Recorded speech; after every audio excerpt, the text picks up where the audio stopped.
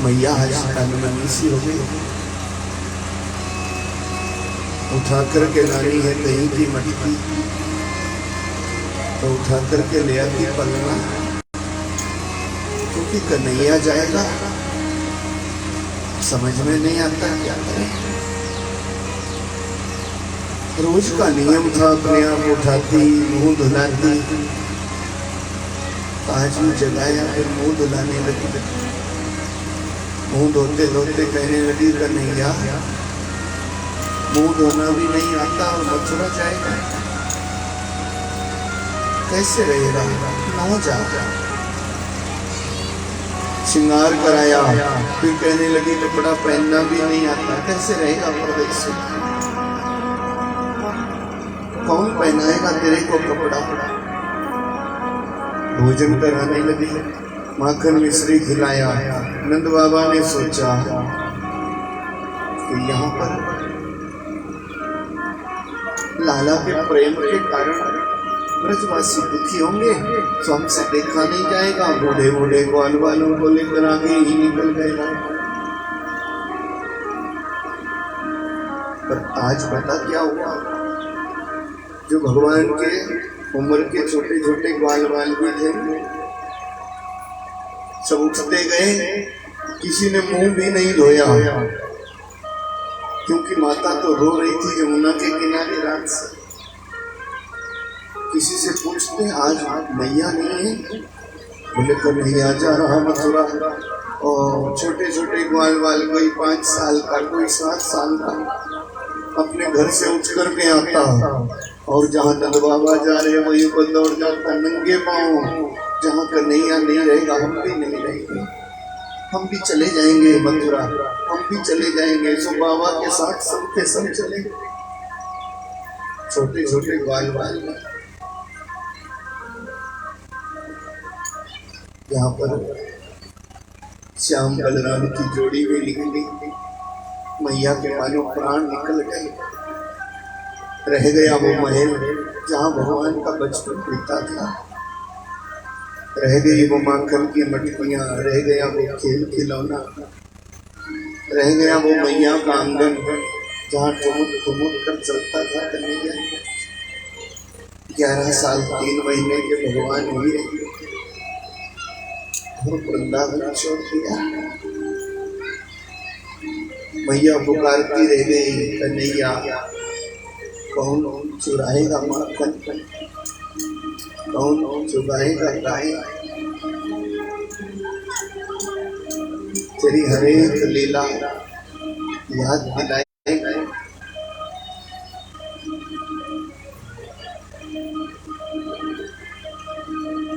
बचपन में झूला झुलाती थी मैया, कदम्ब का पेड़ था आंगन में, उसी में झूला डाल रखा था, कन्हैया को झूला झुलाता। वो झूला दिखाई दिया तो मैया के मानो प्राण ही निकल गए। जोर जोर से रो पड़ी कनुआ, ना जा मैया को छोड़ के, अब कौन झूलेगा झूला रे, ये झूला तेरी याद दिलाएगा। सोना हो जाएगा मेरा अंदर। भगवान का भी मन नहीं था जाने का, क्योंकि वो तो प्रेम के बसे। मैया अनमनी जैसी हो गई, रथ को पकड़ करके खड़ी हो गई, जहां तू जाएगा मैं जाऊंगी। ग्वालिनों ने संभाला रोते रोते। भगवान ने कहा मैया मैं जल्दी आऊंगा, तो बार बार कह रहे तू नहीं आएगा। सब पड़ोसी ने कह रही वो आएगा आएगा, पर माँ का हृदय तो माँ का है, कह रहे तू नहीं आएगा, मैं जानती हूँ। रथ पर अक्रूर ने भगवान श्याम बलराम को बिठाया और चल पड़े। छोड़ दिया मैया का आंगन, रह गई यशोदा मैया, रह गया खेल खिलौना, और चले गए मथुरा। उसी का वर्णन श्री सुखदेव गंगा जी के किनारे कर रहे। छोड़ वृंदा विपिन कुंज यमुना पुलिंद, श्याम मथुरा चले श्याम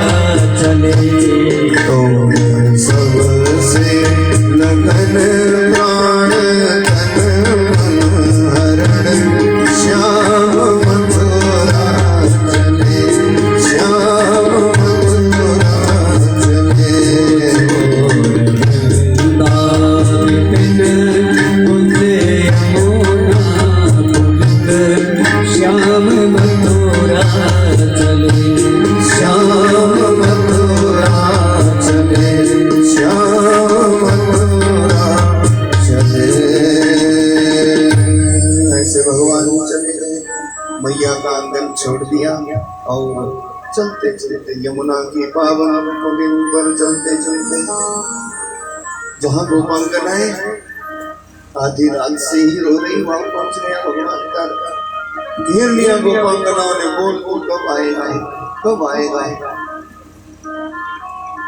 रो रो के कहने लगी कन्हैया यही दिन दिखाना था, ऐसे ही आज छोड़ करके जाना था। तो जब कालिया कुंड का विषैला जल पी के हम मर गए थे, क्यों नहीं मरने दिया, ऐसे ही छोड़ करके जाना था। तो जब आग लगी थी वृंदावन में, क्यों नहीं जलने दिया, ऐसे ही छोड़ के जाना था। क्यों नहीं गोवर्धन पर्वत के नीचे दबा दिया हमें, उतनी पीड़ा नहीं होती जितनी आज हो रही तुझे छोड़ते छोड़ते। कन्हैया हम तेरे साथ मथुरा चलेंगे।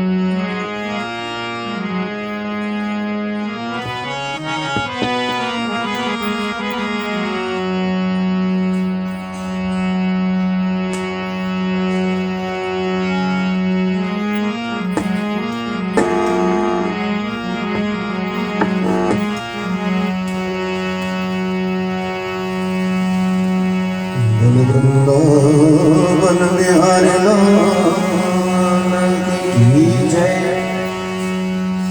भगवान का रथ वहीं पहुंच गया जहाँ आधी रात से गोपांगनाएं रो रही थी। रथ को घेर लिया सबने, रो रो के कहने लगे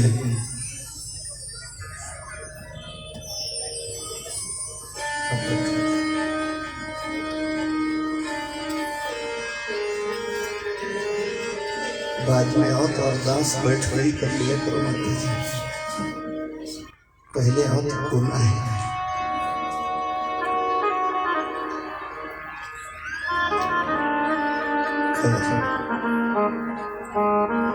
गोपांगना ने कहा क्यों नहीं हमें जला डाला, जब आग लगी थी वृंदावन क्यों बचाया, क्यों नहीं दबा दिया गिरिराज के नीचे, इतनी पीड़ा नहीं होती इतनी आज होगी। हम चलेंगे तेरे साथ मथुरा।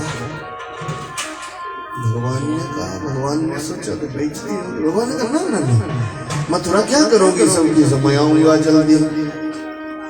मथुरा में जाएंगे तो लोग क्या कहेंगे। गोपियों ने कहा इतना कच्चा मान लिया हमारा प्रेम, हम ये देह लेकर के नहीं जाएंगे कि शरीर लेकर तेरे साथ साथ चले कन्वा, और जमाना तुझे कुछ कहे, हम तो अपने प्राणों को लेकर जाएंगे, लेट जाएंगे तेरे रास्ते में, तेरे रथ का पहिया जाएगा तो हमारे ऊपर से जाएगा, हमारे प्राण चलेंगे। गोपी का प्रेम बड़ा शुद्ध है, ये भगत भगवान का नाता है। गोपी भगवान के बिना नहीं रह सकती और ये भी नहीं चाहती कि भगवान को इसकी वजह से किसी तरह का कोई कलेश उठाना पड़े। तो विशुद्ध भावना है। 14 साल तक भगवान मथुरा में रहे, किसी गोपी का भगवान से मिलने जाने का कोई प्रसंग शास्त्र में नहीं आया। और मथुरा वृंदावन की 13 किलोमीटर की ही दूरी तो है। अगर ऐसे गोपियों में कोई छल कपट, कोई ऐसा देही भावना होती तो कम से कम कभी ना कभी तो वृंदावन जाकर के मिल लेती। वो तो विशुद्ध प्रेम है। 14 साल तक कोई गोपी भगवान से मिलने मथुरा नहीं गई। जब तक तू नहीं आएगा कुछ खाएंगी पिएंगी नहीं, और जब तू आएगा तो उत्सव मनाएंगी, तभी खाएंगी पिएंगी। भगवान ने सोचा ये तो बड़े विशुद्ध जीव है, क्या कहा इनको। भगवान ने बता क्या कहा, आज गया कल अपना काम पूरा किया, और अगर कल काम पूरा हो गया तो परस्वागमिष्यामि पुनः। अगर कल काम पूरा हो गया तो परसों को मैं वापस आ गया। तो काम पूरा नहीं हुआ तो एक दिन और मान लो, काम पूरा नहीं हुआ तो एक दिन और जोड़ लो। अब काम कभी पूरा नहीं हुआ और कन्हैया कभी आया नहीं। और यहाँ पर गोपांगनाएं रोज चली जाती थी तड़के में जमुना के किनारे, जहां से गया था ना कन्हैया वहीं चली जाती। आज शाम तक ना अपना कन्हैया आएगा, आज शाम तक ना कन्हैया आएगा, फिर उत्सव होगा, कीर्तन होगा, नाच गाना होगा। दिन भर कन्हैया की लीला में रहती, कुछ खाती पीती नहीं, सूख गई गोपियां। पर शाम तक जब नहीं आता ना, आज भी कन्हैया तब भी गोपियों का भाव देखो। दिन भर तो कहती अगर आज नहीं आया ना तो कभी बातचीत नहीं करेगी, कभी अपना मुंह नहीं दिखाएंगी कन्हैया को। पर जब शाम होने लगती तो एक दूसरी से कहती सुनो हमारा कन्हैया ऐसा नहीं है, आज काम पूरा नहीं हुआ होगा ना, कल आएगा। बस आंसू बहा बहा करके चली जाती है। सवेरा होता फिर आ जाती दिन भर। वृंदावन कर गए सोना क्यों श्याम मुरारी रे, रोए ग्वाले रोए सखियां, रोए गैया सारी रे। सोना हो गया वृंदावन, भगवान चले गए। यहाँ अक्रूर को दर्शन दिया। शाम होते होते मथुरा से पूर्व एक जगह है जमुना बाग, जमुना बाग में ही रुके थे कन्हैया रात। मथुरा के तो खूब सजावट है, फिर सजावट देखने को गए थे। सड़क पर जब निकले जब श्याम बलराम तो मची धूम मथुरा नगरी, आवत नंद कुमार पुनिधाए पुर लोग सब, गृह को काज विसार। सब अपने अपने घर का काम काज छोड़ करके आ गए। कंस ने पहरा लगाया था, सड़क पर कोई किसी का स्वागत नहीं करेगा, किसी को फूल माला नहीं पहनाएगा। माताओं में प्रेम की भावना उमड़ पड़ी। मथुरा में श्याम बलराम को देखते ही मैंने अपने अपने झरोखे से खिड़की से देखा, और फिर देखने लगी इतने सुंदर, और इनको मराने के लिए बुलाया है कंस ने। सत्यानाश हो इस कंस का, हम तो जाएंगे दर्शन करने, जाएंगे जाएंगे। सड़क पर तो पहरा लगा था, कंस ने पहरेदार खड़े किए थे, कोई हमारे अलावा किसी का स्वागत नहीं करेगा, क्योंकि जो तामस बुद्धि है कभी भजन नहीं करता, सत्संग नहीं, वो दूसरे का सत्कार नहीं देख सकता। ये बात हमेशा याद रखो। किसी की जय जयकार नहीं सुन सकता और अपनी जय जयकार में बड़ा फूलता है, उसको आनंद आता है, जो कभी भजन नहीं करता। सो महाराज कंस ने पहरा लगा रखा है, पर माताएं कब मानने वाली, उनको तो श्याम बलराम से मिलना है। सब माताओं ने एक दूसरे को इशारा किया, सड़क होगी उसकी, पहरा लगाया होगा, घर उसके बाप का थोड़ी है, और चली गई। सब अपने अपने महल की अटारी पर चढ़ गई। भाई जिस सड़क से भगवान जाने, ग्वाल वालों के संग। श्री सुखदेव कहते राजन कि प्रासाद शिखरारूढ़ा अपने अपने महल के ऊपर चढ़ गई और वहीं से चुपचाप कि अभयावर संयम समनस्यस्तु प्रमदा बल के सब। चुपचाप भगवान पर फूल बरसाने लगी, फूल बरसाने लगी। इधर ग्वाल वाल वो तो मुंह धोए बिना ही आ गए थे, फटा पुराना कपड़ा ले गए आ गए थे। अब फूल लगा जो ग्वाल वालों पर बरसने, तो ग्वाल वालों को लगा कि देखो हमारे कितनी स्वागत हो रहा। एक बात बताऊं, फूल हर किसी पर नहीं बरसता, उसको भगवान की बड़ी कृपा की जरूरत है। फूल सब पर थोड़ी बरसता है, अब वो तो भगवान है, पर भगवान की कृपा से किसी किसी पर बरस जाता है ना। तो ग्वाल वालों को भला फूल का आनंद, ग्वाल वालों ने कब देखी फूल की बरकत। तो कहीं इधर से फूल आए तो ग्वाला एकदम से कह देता देखो अपने ऊपर भी फूल बरस रहा। और कन्हैया क्या पता था इतना स्वागत होगा इधर, हम तो फटा पुराना कपड़ा लेके आ गए, ऐसा पता होता फूलों की बरखा होगी, फूल बरसेगा तो हम भी बढ़िया सज धज करके आते हैं, कपड़ा पहनेंगे। भगवान ने सोचा दुखी है, कपड़ा नहीं है, आगे से धोबी आ गया था। कंचिदायातं रंगकारं गदाग्रजं। आते हुए धोबी को देखा, रंगकार को देखा, तो भगवान ने कहा हमें कुछ कपड़ा दोगे। धोबी ने मनाही किया, ये कोई बाप दादे का कपड़ा थोड़ा ही है, कहाँ से आए हो? बोले मथुरा से।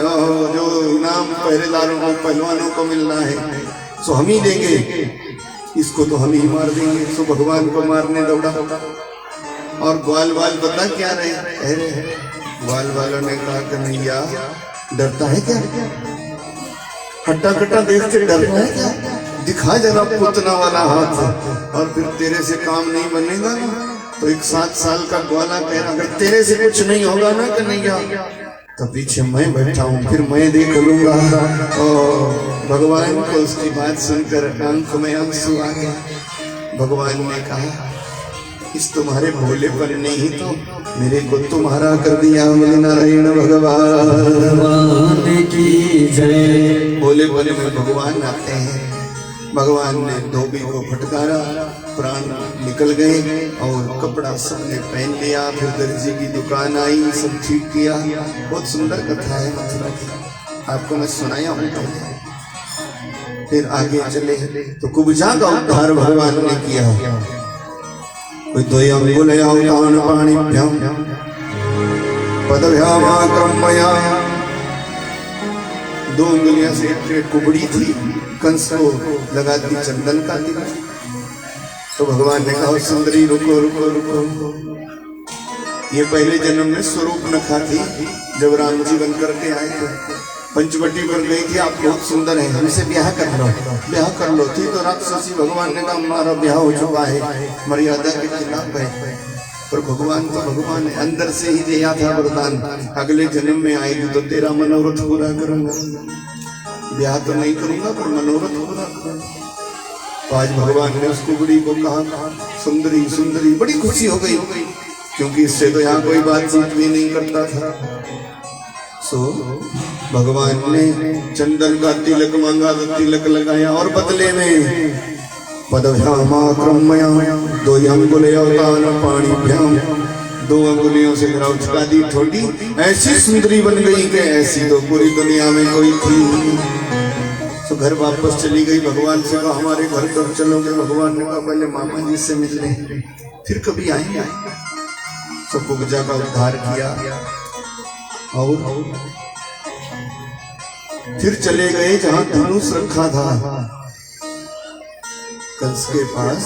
शिव जी का धनुष था कि जब वही टूटेगा तभी तेरा मौत होगी, ऐसे नहीं जिसके हाथ से टूटेगा वो शाम को तोड़ ही दिया था भगवान। और धनुष के टूटने से सब जगह खबर फैल गई थी और पहरेदार दौड़े भगवान को मारने पर। भगवान ने धनुष के टुकड़े से ही श्याम बलराम ने 60,000 सैनिकों को मार डाला। बस आज से ही हलचल मच गई थी मथुरा में, अब कल क्या होगा, कल क्या होगा। और हुआ सवेरा, आज कंस को नींद थोड़ी आई। सवेरा हुआ कि निशासा कौरवयम अव्युष्टां ब्रुवतोर्व्यतिता कंसो वै कार्यामास मलक्रीडा महोत्सवम। रात्रि गई, सूरज निकला और कंस ने कुश्ती प्रारंभ कर दी। भाई बड़े बड़े पहलवान, चाणूर, मुष्टिक, कूट, संत कौशल, बड़े भारी। और कंस के 8 छोटे भाई बड़े बड़े सुंदर सिंहासनों पर बैठे थे।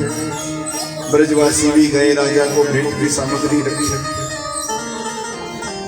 एक बात याद रखो, राजा विद्वान और गुरु के पास जाना हो तो खाली हाथ कभी ना जाओ, ये नियम नहीं है। भले फूल ही ले जाओ, बिना किसी उपहार के ना जाओ। रक्त पानी ना पुस्सैत राजा विद्वान गुरु। राजा कोई विद्या जानने वाला और गुरु, इन 3 को खाली हाथ दर्शन नहीं करना चाहिए, ऐसा शास्त्र का नियम है। भेंट की सामग्रियां रखी भाई और चाणूर, मुष्टिक आ गए भगवान के पास। देखो सभा में वही करना चाहिए जो सभापति को अच्छा लगे। महाराज की इच्छा है कि हमारे साथ कुश्ती करो। कुश्ती तो होती है आपके यहाँ। भगवान ने कहा चाणूर, मुष्टिक को, पहले का जमाना था ना, जो मामा जी के गांव के होते हैं, किसी भी समुदाय के हो, कोई भी हो, चाहे हम जानते भी नहीं हो, ये पता लग जाए मामा जी के गांव का है तो मामा जी होता था। सब उनको मामा जी बोलते, स्नेह प्रेम होता था। मामा के गांव के सब मामा ही होते हैं।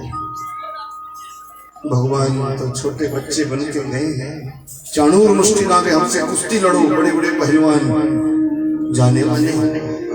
भगवान ने हाथ जोड़ लिए, मामा जी हम छोटे बच्चे हैं, आपसे कैसे कुश्ती लड़ेंगे? चाणूर ने कहा कौन कहता तुम्हें छोटा बच्चा? तुम्हें मालूम नहीं, हमारी पुतना को मारा है, बकासुर को, सट्टासुर को, आज हिसाब पूरा हो जाएगा।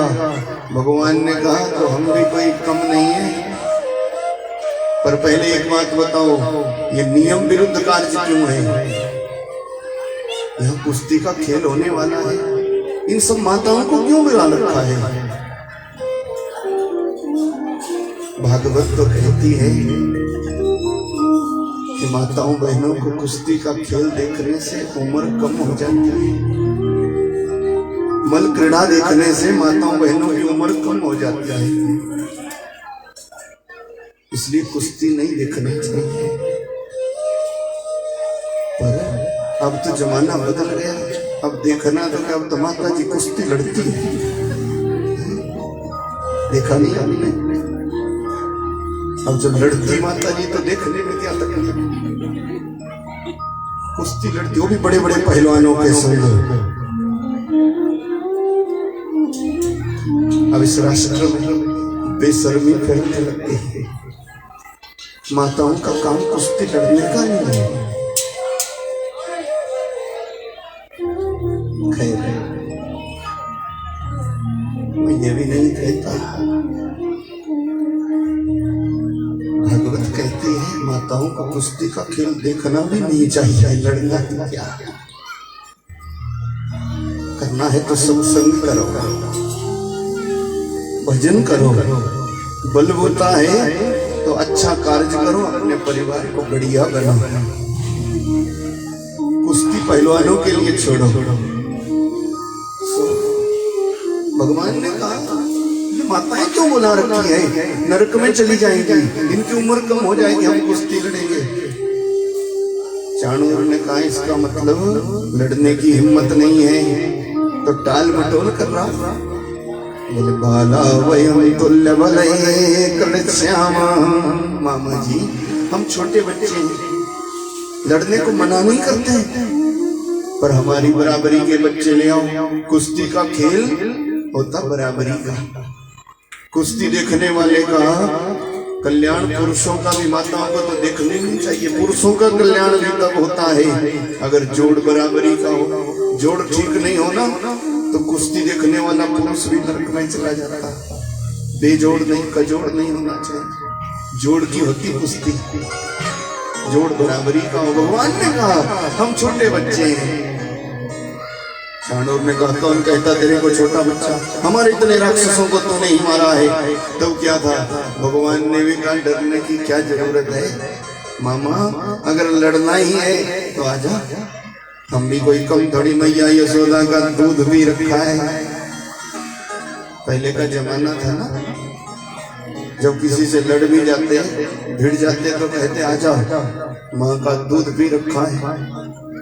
अब थोड़ी कोई बोलता कि माँ का दूध पिया है। अब लड़ने को कोई बोलता, पहले बोलते बुजुर्ग लोग लड़ना है तो आजा, माँ का दूध भी रखा है। अब थोड़ी कोई बोलता, अब ना एक तरफ से बोलता ना दूसरी से, क्योंकि दोनों को पता है कि बोतल का भी रखा है। तो मन कोई नहीं कहता कि माँ का दूध, पहले कहते थे आजा माँ का दूध पिया है, अब कोई नहीं बोलता, मालूम है अब काम बोतल से चलता है। उसकी भी बड़ी कथा है मेरे पास, पर आज पर ब्याह करना है भगवान का, नहीं तो बहुत कथा है मेरे पास। छोटा सा था, फिर दूध की बोतल, थोड़ा बड़ा हुआ तो फिर पेप्सी की बोतल, थोड़ा और बड़ा हुआ तो फिर कोई और बोतल, फिर थोड़ा और बड़ा हुआ, फिर और बोतल, और फिर थोड़ा और बड़ा हुआ तो ग्लूकोज की बोतल। बोतल के बिना गुजारा चलता ही है।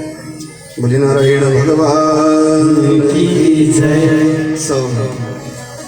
भिड़ गए भगवान चाणूर से और बलराम मुष्टिक से। भाई थोड़ी देर में ही तो चाणूर को गिराया भगवान ने, मुष्टिक को गिराया बलराम ने, और जय जयकार मच गई सभा में। पहले तो सब कर रहे थे ना कंस महाराज की जय, कंस महाराज की जय, क्योंकि पहरेदार कहते जय जयकार करो, जोर जबरदस्ती जय जयकार कराई जाए सो तो किसी तामस बुद्धि का ही कार्य हो सकता, और कभी प्रेम में भर करके अपनी जय जयकार सभा करे सो तो एक क्रांति है भगवान ने दिखाया। पहले जो डर के मारे पहरेदार कहते हैं जय जयकार करो, तो कंस महाराज की जय, कंस महाराज की जय, और अंदर से कहती इसका सत्यानाश हो जाए, क्योंकि ऐसे सुंदर बालकों को मरा रहा। जब चाणूर मुष्टिक को भगवान ने गिराया श्याम बलराम ने, तो सभा में क्रांति आ गई, खुशी हो गए सारे के सारे लोग। और प्रहर्षु जना सर्वे साधु साधु साध्विति। साधु का मतलब बहुत अच्छा। कुश्ती में एक पहलवान जब दूसरे को गिराता है तो लोग बोलते हैं ना बहुत अच्छा बहुत अच्छा बहुत अच्छा बहुत अच्छा। सो भाई सब कहने लगे बहुत बढ़िया बढ़िया बढ़िया, सब साधु साधु साध्विति। कंस को लगा बुरा, कंस ने कहा बंद करो ये जय जयकार, टुकड़ा खाते हमारा, जय जयकार करते शत्रु। पर अब भगवान ने भी नहीं सुना। भगवान सीधे सीधे भाई छलांग लगाई, कम से कम 20 फुट ऊंचे सिंहासन पर कंस बैठा, एक हाथ से मुकुट गिराया, केसों से पकड़ा, घसीटा और आकाश में ले गए उछाल उछाल करके, जैसे गरुड़ सांप को आकाश में ले जाए, कभी छोड़ दे कभी पकड़ ले हवा में, और ऐसी अटकेली करते करते कंस को भाई हवा में उछाला हुआ। चीख निकल गई। कहने लगा ऐसे नहीं, ऐसे नहीं, लड़ना है तो सीधी तरह आ जा, शस्त्र से आ जा, बाल छोड़ दे, बाल छोड़ दे। लगा चिल्लाने, बालों में दर्द होता है, पीड़ा होती है। भगवान ने कहा मामा सुन ले, 25 साल पहले, 30 साल पहले जब हमारी माँ का ब्याह हुआ था, बारात जब वापस जा रही थी, देवताओं ने कहा था इसके 8वें गर्भ से तेरा काल आएगा। मामा जी तब आपने मेरी माँ के केसों को पकड़ के जो घसीटा था, चिल्लाती रही तेरे पाँव पकड़ के, भैया बहुत पीड़ा हो रही, छोड़ दे, बाल छोड़ दे। मामा तब तो तेरे को पता नहीं था कि बाल खींचो तो पीड़ा भी होती है। पीड़ा लग रही क्या? थोड़ा खींचा भगवान ने। कंस ने कहा छोड़ दे, बहुत पीड़ा हो रही। भगवान ने ऊपर से गिराया और छलांग लगाई, कंस की चीख निकल गई, ज्योति भगवान में समा गई। बोले नारायण भगवान की जय। जय जयकार मच गई सभा में। और फिर कंस के मरते ही 8 छोटे भाई थे, सो भी आए, टूट पड़े भगवान के ऊपर। ये तो भगवान है। श्याम बलराम ने थोड़ी देर में रंगभूमि को रणभूमि बना दिया भाई। पृथ्वी का भार हल्का हो गया। लगी जय जयकार होने पर एक बात हुई, ये वसुदेव के पुत्र है, वसुदेव के पुत्र है। और ग्वाल वाल तो बेचारे दुखी हो गए। नंद बाबा के तो प्राण निकल गए मानो कि जिसको मैं आज तक अपना समझता रहा वो वसुदेव का है। चुपचाप चले गए बगीचे में। यहाँ भगवान की यात्रा निकाली गई, हाथी पर बिठाया, फूल मालाओं से लाद दिया। नंद बाबा ने माखन मिश्री खिलाई, जहाँ विश्राम किया। मथुरा का विश्राम घाट हो गया, पहले भी आपको मैं बताया। और फिर शाम को खूब उत्सव मनाया गया मथुरा में। ग्वाल वाल रहे उसी बगीचे में। सवेरे गए थे कन्हैया मिलने ग्वाल वालों से। ग्वाल वाला बात नहीं करते, महंगा कपड़ा खोल दिया है, वही पुराना फोटा पहन लिया है। भगवान सबके पास जाए, सबको पकड़ पकड़ करके कहे रोते रोते, तन सुखा मन सुखा सदामा मद मंगल। बात नहीं करोगे अपने कन्हैया से? सब बस आंसू बहते हैं। ये अपना नहीं है, ये किसी और का है। नंद बाबा की आंख भराई, कुछ भी बोल नहीं सके। कैसा प्रेम है कि अपना है भी नहीं और उसके बिना रह भी नहीं सकते। रो पड़े नंद बाबा। भगवान ने हाथ जोड़े, दुनिया कुछ भी कहे, हम आपके ही पुत्र हैं बाबा, हम यशोदा मैया के ही पुत्र हैं। चले जाओ, गायों का देखभाल करो, गायों की रक्षा करना हमारा धर्म है। कुछ दिनों में मैं और दाऊ भैया आएंगे वापस वृंदावन। ग्वाल वालों को भेज दिया और नंद बाबा भी चले गए, मानो प्राण रह गए मथुरा। वापस गए जैसे सब कुछ खत्म हो गया। यहाँ पर भगवान का जनेऊ संस्कार किया गया और फिर विद्या पढ़ने को संदीपनी मुनि के यहाँ उज्जैन भेज दिया गया।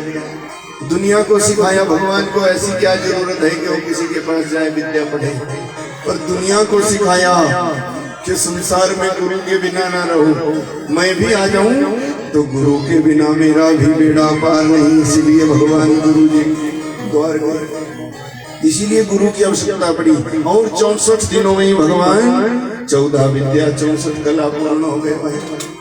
विद्या पढ़ करके चले वापस।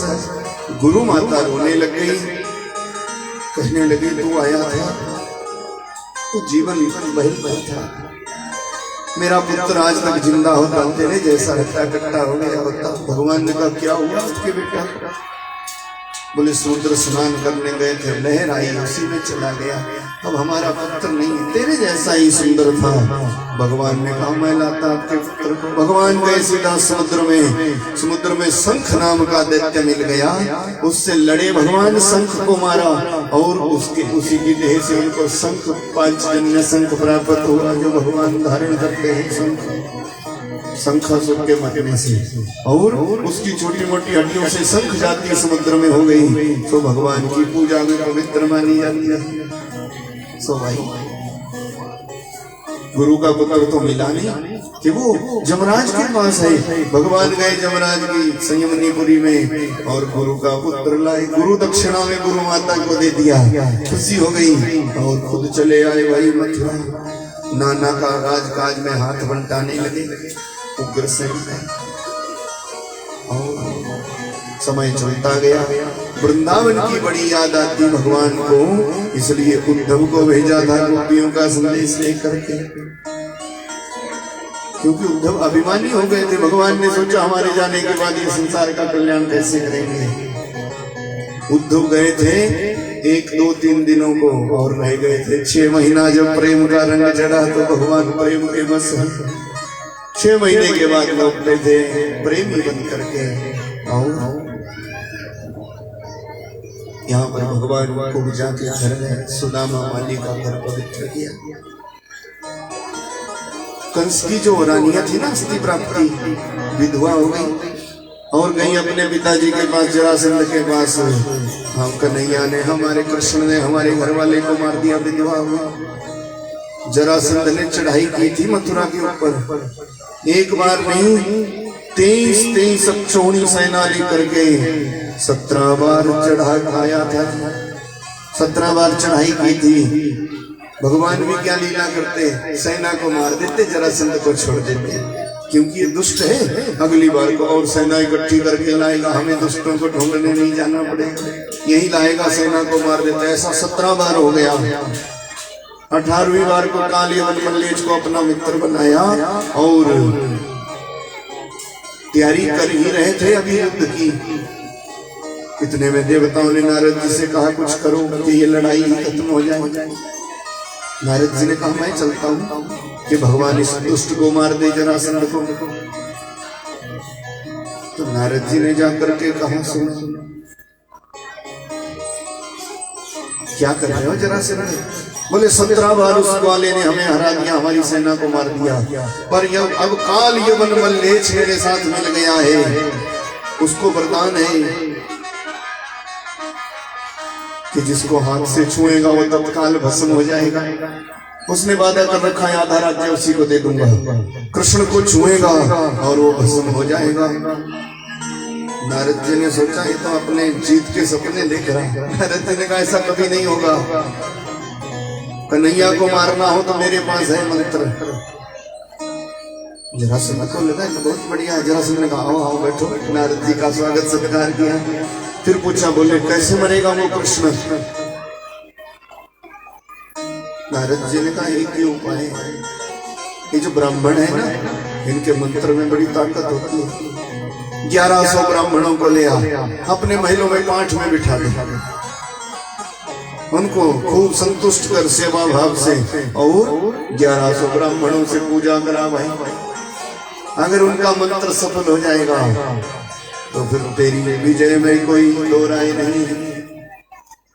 जरासंध ने खरे खरे ब्राह्मणों को पकड़ करके लाए, दुनिया भर के सब इकट्ठे किए खरे खरे विद्वान, और उनसे कह दिया बच्चों मैं तो चला कृष्ण से लड़ने, अब देख लो अगर मेरी हार हो गई तो फिर तुम घर वापस नहीं जाओगे। सो ऐसे ब्राह्मण को बिठाओगे तो हाथ जीत कब होगी?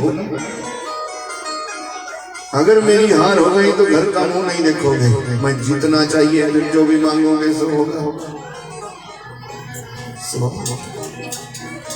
1100 ब्राह्मणों को पाठ में बिठा दिया और खुद चला गया मथुरा पर चढ़ाई कर ली। इधर भगवान ने सोचा कि नारद ने क्या चाल चली, अब अगर इसको छोड़ देता हूँ, इसको छोड़ दिया तो 1100 ब्राह्मणों की जान गई। अगर ये हार गया, इसको सेना मार के छोड़ दिया तो 1100 ब्राह्मण बचेंगे नहीं, और वो बेचारे हमारे ही बलबूते हैं, उनका क्या होगा? ये तो नारद ने ऐसी चाल चली। इसलिए भगवान ने सोचा कि ना हारे तो ये ठीक है, ब्राह्मणों की जान बच जाएगी, बाद में ब्राह्मण बन के इसको मार देंगे। बात ऐसा विचार किया भाई, और भगवान ने रातों रात ही समुद्र के बीच एक नगरी का निर्माण कराया। सो रहे थे सब मथुरा के लोग मथुरा में, रातों रात पता ही नहीं लगा कब चले गए दूसरी नगरी में समुद्र के बीचों बीच। जब सवेरे उठे तो पता ही नहीं लगा कहाँ है। सब जाग रहे तो मेरे चारों तरफ से समुद्र है, अब कहाँ जाए कहाँ जाए कहाँ जाए। नए नगर में बसा दिया सबको। मथुरा में रह गए श्याम बलराम। चढ़ाई की जरासंध ने तो श्याम बलराम निकले भाई। अंदर गई सारी सेना, कुछ था नहीं, कुछ नहीं मिला हराने। श्याम बलराम से युद्ध हुआ। बलराम तो भाग गए। भगवान ने इशारा किया भागो, अगर भागेंगे तो ब्राह्मणों की जान बच जाएगी। हार जाएंगे ना इससे। मथुरा पर कब्जा कर लेगा कोई बात नहीं, अंदर कोई है तो नहीं। ऐसी लीला भगवान ने करी।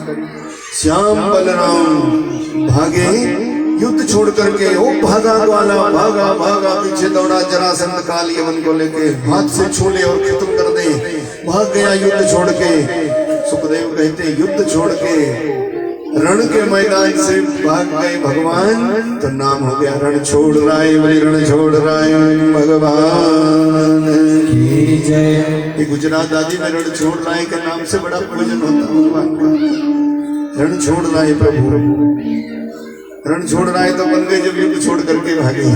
और पीछे से जरासंध ने कब्जा कर लिया मथुरा पर भाई। काल यवन दौड़ा कन्हैया के पीछे पीछे पीछे, हाथ से छूंगा और इसको भस्म कर दूंगा, ग्वाली की लीला ही खत्म। भगवान भी पहाड़ी पर चढ़ गए चढ़ गए चढ़ गए, एक गुफा में घुस गए। गुफा में एक बड़ा पहलवान सो रहा था। भगवान ने क्या लीला की जानते हो? अपना जो पीला कपड़ा था ना, वो सोते हुए इस पहलवान पर उड़ा दिया और अपने आप किनारे खड़े होकर तमाशा देखने लगे। पीछे से आया काल यवन, यूं हाथ करके इस ग्वाले को मैं छोड़ूंगा, खत्म कर दूंगा। अब तक शक्ति तो हाथ को मिली थी, पर राक्षस की बुद्धि क्या काम करे। सो इसने सोचा ये तो कृष्ण ही सो रहा है। कपड़ा कृष्ण का था ना, भगवान का पटका, सोचा वही सो रहा है। और यूं ग्वाले छूना था हाथ से बड़ी छुआ, लात मार दी के पहले जगा लूं। लात मारी और जो पहलवान कच्ची नींद जाग गया। उसने एक बार जरा करके देखा, काली बन भस्म की ढेरी हो गया। बोले नारायण भगवान की जय। इतनी कथा कही तो परीक्षित ने पूछा ये कौन था पहलवान? महाराज सुखदेव ने कहा राजन ये अयोध्या का राजा था मुचकुंद, राम जी का बुजुर्ग कोई।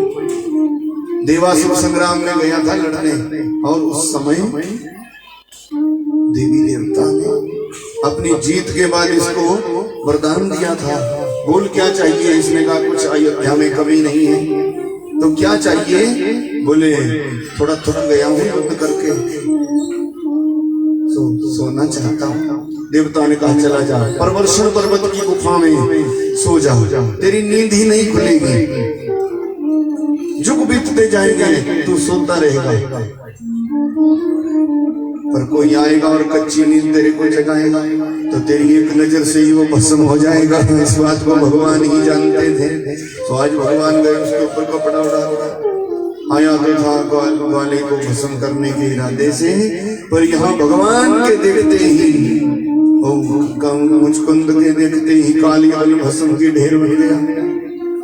मुचकुंद ने इधर उधर देखा, तब भगवान निकल आए गुफा से और कहा अब तो वैकुंठ को चला जा। मुचकुंद को भेजा, स्वयं चले गए समुद्र के बीचों बीच। उस नगरी का नाम भगवान ने द्वारिका रखा। द्वारिकाधीश बन गए, बोले द्वारिका धाम की जय। भगवान की महिमा निराली है। द्वारिका में सब सुख है, सबके सब। रोज भगवान के यहाँ गाय का पूजन होता, रोज भगवान के यहाँ ब्राह्मणों की सेवा होती, रोज भगवान के यहाँ अतिथि सत्कार होता। और एक से एक महल है द्वारिका के। रेवत की पुत्री रेवती से बलराम का ब्याह हुआ। और हमारे भगवान के तो भगवान के कितने ब्याह हुए, कितनी रानियां थी भगवान के? कितनी? 16,108 रानी थी भगवान की। एक भूमासुर के कैद में थी 16,100 कन्या। इसमें कोई संदेह नहीं है। ये 16,000 वेद के मंत्र हैं, 100 उपनिषद हैं और 8 प्रकृति है। भूमिरापानलो केवलो बुद्धिरेव च अहंकारं वितरियं भिन्ना प्रकृतिरष्टधा। 8 प्रकार की प्रकृति, भूमि जल अग्नि वायु आकाश मन बुद्धि अहंकार। ये 8 प्रकृति 8 पट रानी ही है। भगवान की सबसे बड़ी रानी थी राजा भीष्म की कन्या रुक्मिणी। भगवान का कोई स्वयंवर करके ब्याह हुआ, कोई प्रेम विवाह हुआ, कोई शर्त जीत करके हुआ, ऐसे भगवान के अनेक ब्याह हुआ। पर कैद से उन 16,100 कन्याओं को छुड़ाया। अब इन्होंने कहा कि हमारी इज्जत चली गई, कौन अपनाएगा हमें? भगवान ने कहा जिसका कोई नहीं हम है। 16,100 कन्याओं को इन्होंने रानी बना करके द्वारिका में रखा। 16,100 रानी हुई और 8 हुई पटरानियां। ऐसे भगवान की 16,108 रानी। रुक्मिणी के ब्याह के, रुक्मिणी महालक्ष्मी है, उसके ब्याह की बड़ी विचित्र कथा है। उसके भाई शिशुपाल को देना चाहते थे और रुक्मिणी का नहीं लगा था भगवान में। नारद जी से सुनी थी भगवान की कथा। भगवान की कथा अगर प्रेम से सुनो ना तो भगवान में भाव लग जाता है, ये पक्की बात है। क्यों? क्योंकि वो तो प्रेम का स्वरूप है। नारद जी से सुनी थी कथा कि भगवान कृष्ण से सुंदर त्रिलोकी में कोई है नहीं। और गुरु नारद जी से सुना था सो रुक्मिणी भगवान की ही हो गई थी। मेरा ब्याह होगा तो द्वारिकाधीश भगवान से होगा। यहाँ शिशुपाल को देना चाहते थे। रुक्मिणी ने जब ब्याह का मुहूर्त भी रख दिया, स्वयंवर रख दिया, शिशुपाल आदि को बुला लिया था, तो चुपचाप ब्राह्मण के हाथ चिट्ठी भेजी थी। 7 मंत्र लिखे थे कि हमने गुरुजी से सुना आपका यश और आपके हो गए, अब हम आपके बिना नहीं रहेंगे। अगर आप हमें ले जाने नहीं आएंगे तो हम मर जाएंगे, और हम मरेंगे तो आपका अपजस होगा, क्योंकि शेर का भाग गीदड़ ले जाए तो दोष शेर का है, ना तो गीदड़ का है, ना उस भाग का है जो ले जाएगा, वो तो शेर का दोष है। तो हे पुरुष सिंह,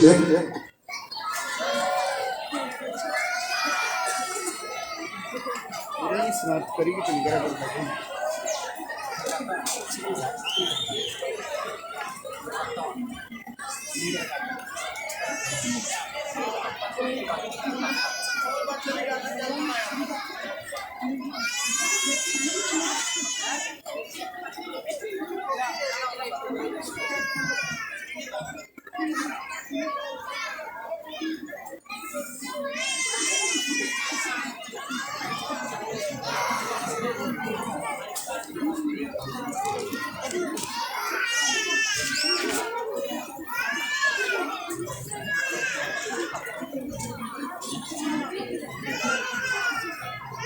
बैठ जाओ मम्मी, बैठ जाओ।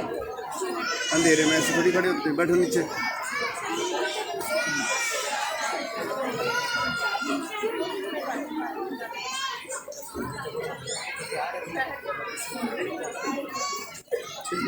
क्या करना पहले बिजली 2 बार चली।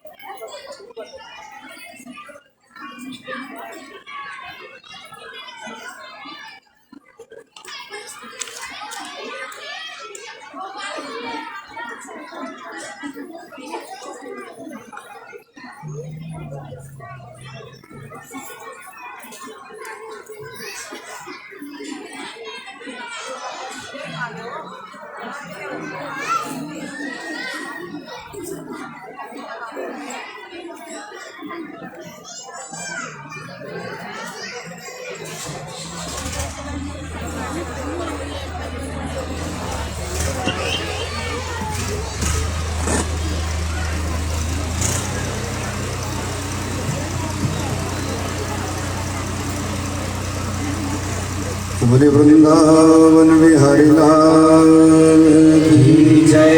तो भगवान के ब्याह की बेला थी, सो ब्राह्मण आया, चिट्ठी भगवान को दी, भगवान ने स्वीकार की और भगवान अपनी सेना को लेकर के चले गए थे द्वारिका के कुछ नजदीक, जहाँ भद्रकाली माता का मंदिर था। सजी धजी दुल्हन के परिधान में रुक्मणी आई थी। पहले तो श्रृंगार करने का भी मन नहीं था, ब्याह शिशुपाल से हो रहा हो तो भगवान का हो जाना चाहती, पर ये संक्षेप में आपको बता रहा, ब्याह की बड़ी सुंदर कथा है। तो अब ब्राह्मण जब आया के भगवान ने स्वीकार कर लिया है, तो खुशी खुशी श्रृंगार भी हुआ और पूजा सब इंतजाम भी हुआ जैसा ब्याह का होता है। रुक्मणी खुशी खुशी आओ मेरी सखियों मोहे मेहंदी लगाए दो।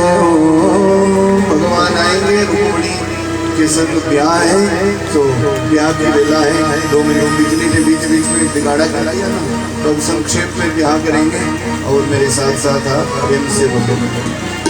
आओ मेरी सखियों मोहे मेहंदी लगाए दो, आओ मेरी सखियों मोहे मेहंदी लगाए दो, मेरी सखियों मोहे मेहंदी लगाए दो, लगाए दो मोहे ऐसा सजाए दो, मेहंदी लगाए दो मोहे ऐसा सजाए दो, मोहे श्याम सुंदर की दुल्हन बनाए दो, मोहे श्याम सुंदर की दुल्हन बनाए दो, मोहे श्याम सुंदर की दुल्हन बनाए दो।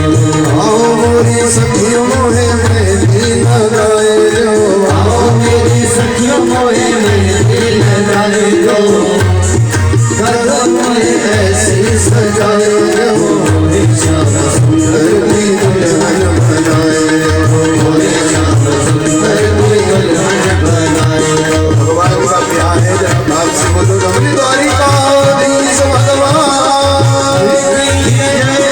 रुक्मणी का श्रृंगार होने लगा और ब्याह की बेला।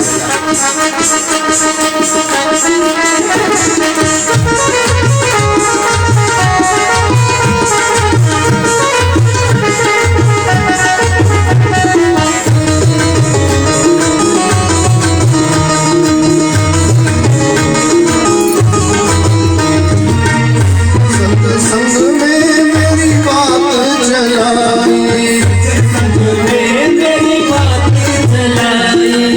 सत्संग में मेरी बात चलाई, सतगुरु ने मेरी कीनी सगाई, उनको बुलाए हथले कराए दो, उनको बुलाए हथले कराए दो, मोहे श्याम सुंदर की दुल्हन बनाए दो, मोहे श्याम सुंदर की दुल्हन बनाए दो। मेरी सखियों मोहे मेहंदी लगाए दो, आओ मेरी सखियों मोहे मेहंदी लगाए दो, मेरी सखियों मोहे मेहंदी लगाए दो, मेहंदी लगाए दो मोहे ऐसी सजाए दो, मोहे श्याम सुंदर की दुल्हन बनाए दो, मोहे श्याम सुंदर की दुल्हन बनाए दो।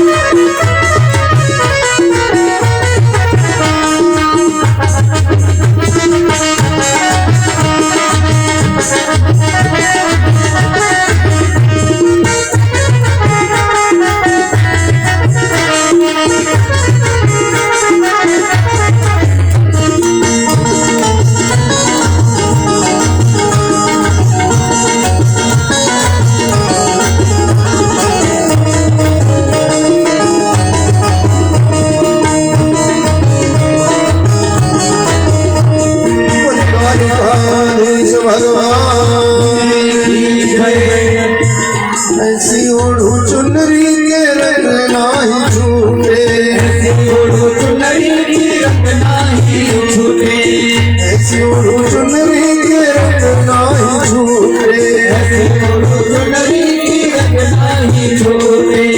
प्रीत का धागा कबहू न टूटे, प्रीत का धागा कबहू न टूटे।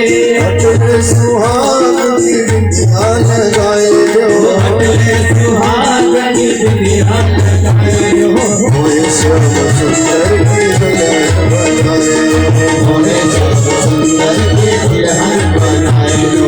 आओ मेरी सखियों मोहे मेहंदी लगाए हो, आओ मेरी सखियों मोहे मेहंदी लगाए हो। मेहंदी लगाओ मोहे ऐसे सजाए हो। मोहे श्याम सुंदर की दुल्हन बनाए हो, मोहे श्याम सुंदर की दुल्हन बनाए हो। सुंदर की दुल्हन बनाए हो। मोहे श्याम सुंदर की दुल्हन बनाए हो, मोहे श्याम सुंदर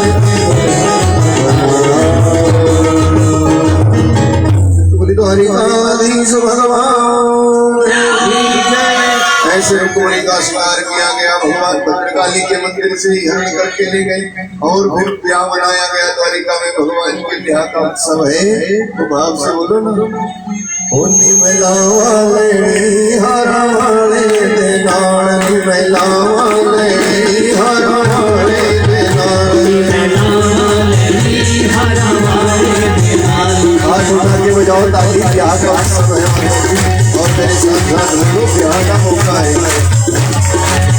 क्या बताओ गाय के नहाए महिला वाले हरा वाले दे नानी, महिला वाले हरा वाले नानी,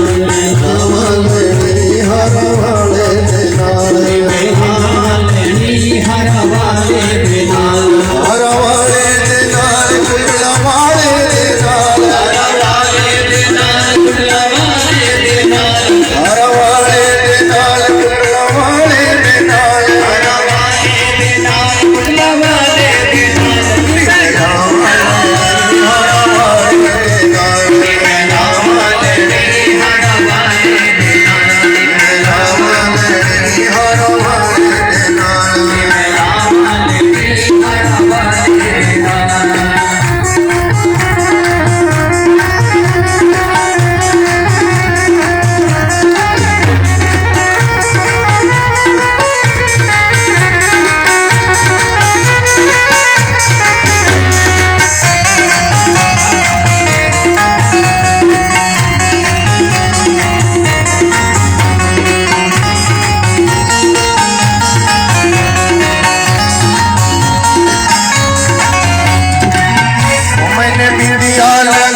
श्याम तेरे लिए, बिंदिया लगाई श्याम तेरे लिए, मैंने बिंदिया लगाई श्याम तेरे लिए, बिंदिया लगाई श्याम तेरे लिए, माथे पे सजाई श्याम तेरे लिए,